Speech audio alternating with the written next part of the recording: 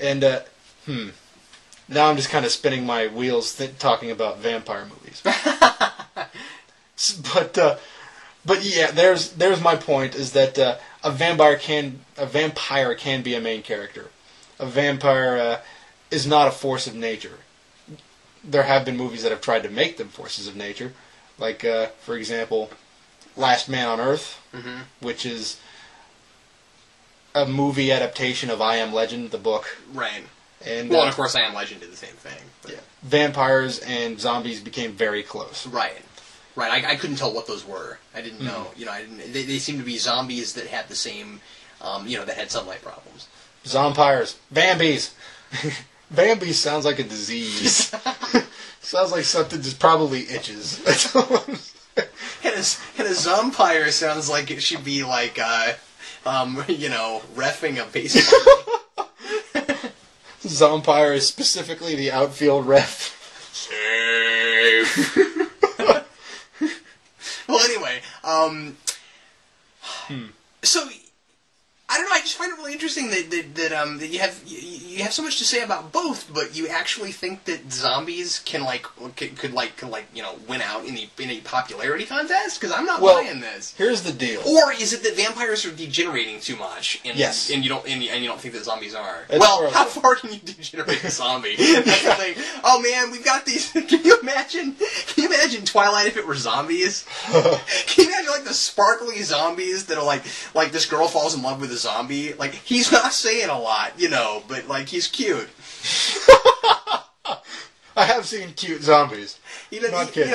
He doesn't have much to say, but he's kind of short on words, and he's missing a job, but anyway. Other than that, but we love him anyway. His name's Scott. What? I don't know. But this is getting to be really strange podcast. No, it is an odd podcast. Well, it's an odd topic, really.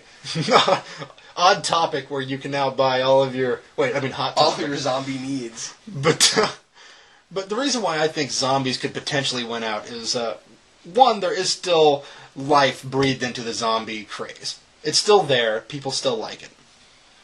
Vampires, on the other hand, are a little oversaturated. Right now. Frankly, I think zombies are too oversaturated. Really? Yeah. I don't see that at all, really. Got 2 words for you, pal. Marvel zombies. Well, Marvel zombies, yeah. Because they looked at the success of Walking Dead and said, we want to cash in on that. Yeah, but I think that you're seeing a lot of that going on. I think the fact that there's enough of it that you could even do a big budget spoof thing like Zombieland. I don't know, zombies kind of everywhere, and you're not a big game player, but gamers are getting sick of zombie games. Really? Yeah, I hear this sometimes where people are like, yeah, I'm kind of tired of the zombie games. Well, how many vampire games can we really have? well, okay, yes, but that's just a matter of practicality. Although I'm sure I think there are a couple of decent ones, but I don't, I haven't played them. But I'm just saying, I think that you're seeing them saturating different mediums. Yeah. They are all over the place in video games. They're kind of all over the place in comics right now. So zombies, but hell, vampires are too, right? There is a big vampire thing going on with Marvel right now. Yeah, and it's not like they've never been in X-Men before, but they're big in X-Men right now. And again, I feel like it's Marvel kind of cashing in on the vampire craze. I think there was a What If that had Wolverine being the Lord of Vampires. Well, there was. Well, there may have been a what if, but vampires have been in X-Men lore for a long time now. See, that bothers me a bit. I'm like, why are vampires in X-Men? X-Men versus Dracula back in the 90s? Well, yeah. And that stuff's all canon apparently. That's really funny to me. I don't know. Or at least I think it is. I'm pretty sure it is.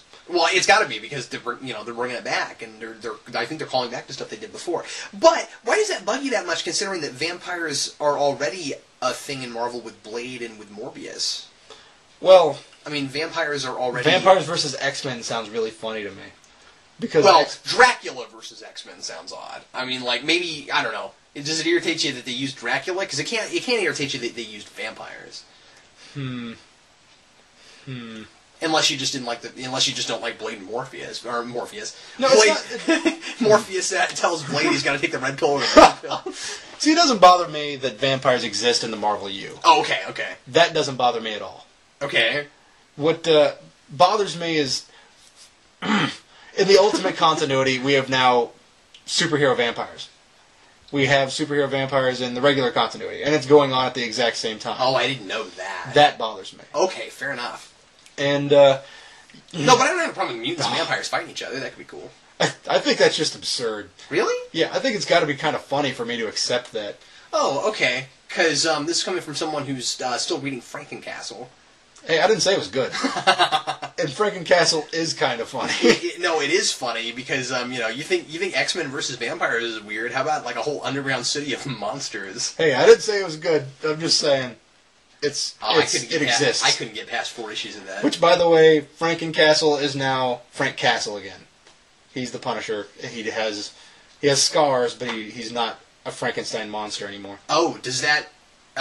So is the explanation then for Shadowland that book just came out too early? I guess. Okay. So it makes sense to me.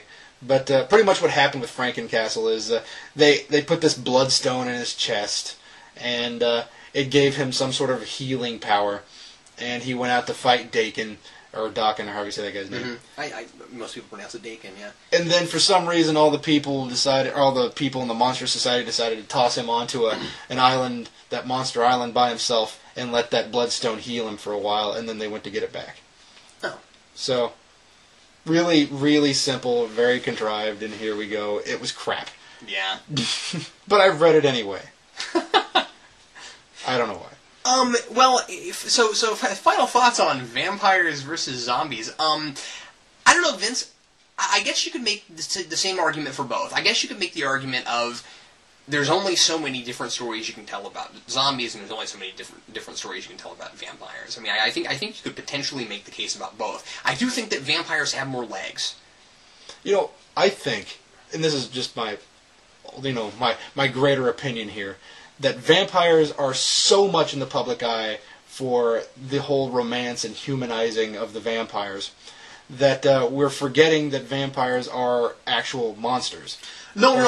I know that. That's absolutely true, and that's absolutely valid. But if it gets watered down too much, don't you figure that a lot of people are going to get sick of it, and then they're going to turn it back into what it used to be? Or at least that's what I would hope would happen. I think it's going to die out for a while. I think people are going to get so sick of seeing vampires, they're going to get functionally fixated and believe that really all that's going to be coming out or can come out is this vampire romance. Dude, that'd be okay with me. I'd be okay if it died out for a while and if it got really big in literature again, and if we just had really good vampire books. Because, frankly, vampires work better in narrative than they do in anything. That makes sense. But I really think that cinema and TV, which is... narrative. I mean, they work better in prose than they do anything. Yeah. And cinema and TV novels, I think people are going to get burned out on vampires within the next, 10 years, somewhere in there. I think a lot of people already are. And, well, yeah, a lot of us are, but there's a lot of fans that still want it. Yeah. But sure. I think people are going to get sick of it, and I think all of the entertainment mediums are going to cut and run. And I think zombies are still low-key enough that they're just going to have a steady fandom. That's my opinion. Fair enough. I guess we'll see where it goes. That makes a lot of sense. That makes a lot of sense. We'll see what happens.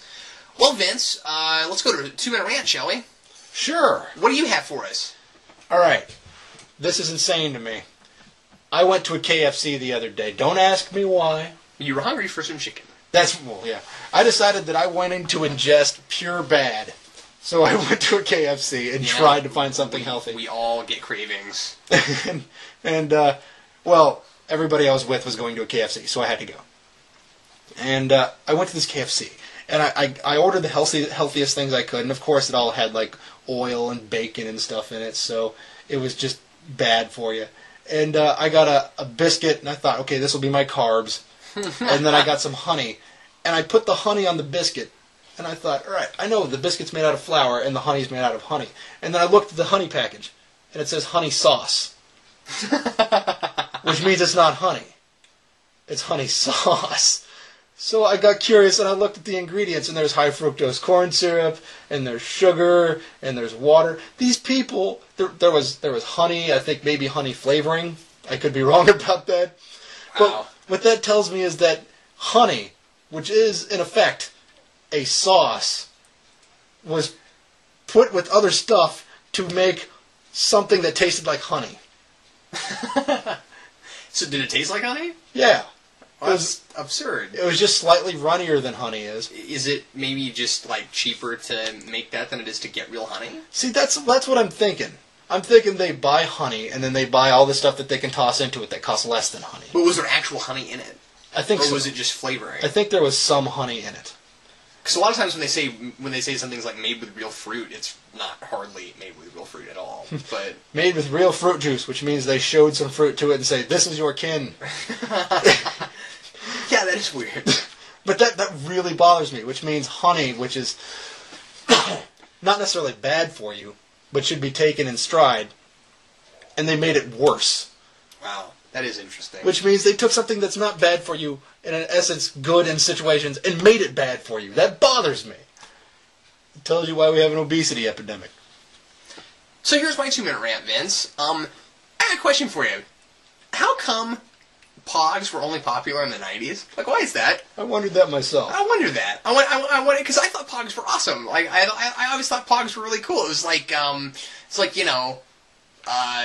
trading cards that were smaller and you could play a game with them. Like, well, you can play a game with trading cards too if you're playing a collectible card game. I suppose I should mention that. But I always thought Pogs were really kind of a cool thing. And there were other things that came around the same time that stuck around, but that didn't. Like fingerboards.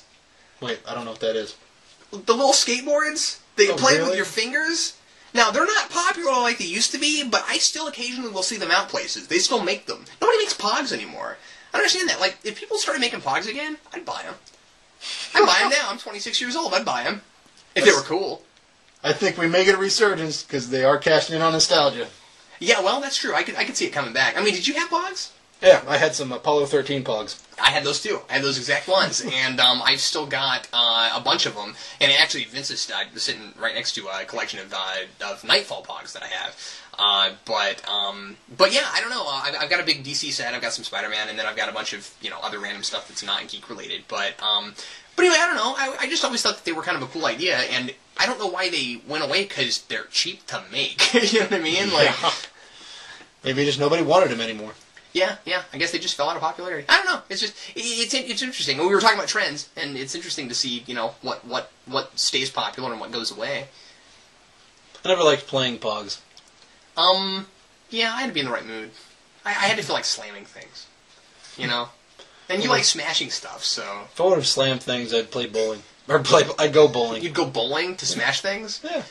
But that's a different kind of smashing. If I was going to take a harder object to throw it at things that are not as hard as that object, Do you play I'd darts? go bowling.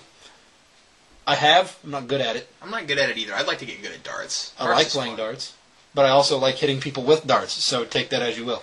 Really? No, not really. Oh, okay, all right. Well, hey, thanks a lot for listening to Geeks Not Nerds, the podcast. I'm Captain Logan. And I'm Vince. And we'll see you again next time.